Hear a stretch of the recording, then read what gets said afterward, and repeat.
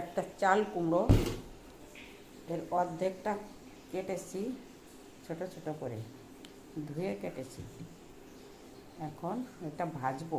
কড়াই গরম করে তেল দিয়ে দিলাম। এবার তেজপাতা, জিরে দিয়েছি, সরষে, 3টে লঙ্কা,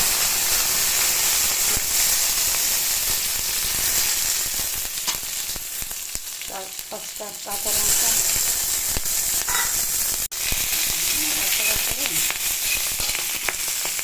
ভাজাটা দিয়ে দেবো।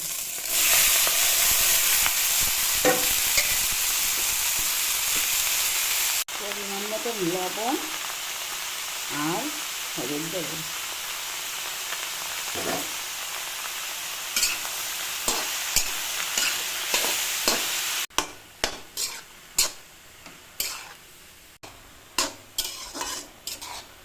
এই ভাজাটা হতে হতে আটা মেখে নিয়েছি।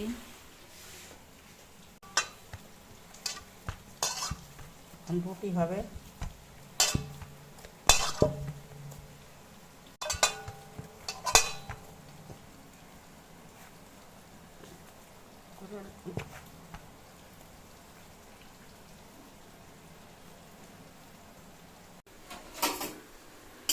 চাল কুমড়ো ভাজা হতে হতে আমি আটা মেখে নিয়েছি। এই যে জল দেখা যাচ্ছে, এই জলটা সব শুকিয়ে যাবে, তখন ভাজাটা আমার হয়ে যাবে। সকালবেলা ধোয়া কাঁচা পোছা সেরে তারপর এই পুজো করে এখানে এই চাল কুমড়ো কেটে এইটুকু পর্যন্ত এসছে। এরপরে আরও অনেক কাজ আছে। আকাশের অবস্থাটা দেখো।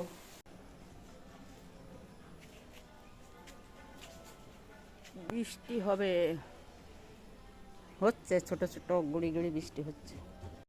এই আটা অনেকক্ষণ মেখে রাখলে পারে না, রুটি করতে ভালো হয়, সেজন্য এইটা করে নিয়েছি। আগে ঢেকে রাখছি, আটাটাকে উনানে রেখে ঘুরেও রাখছি।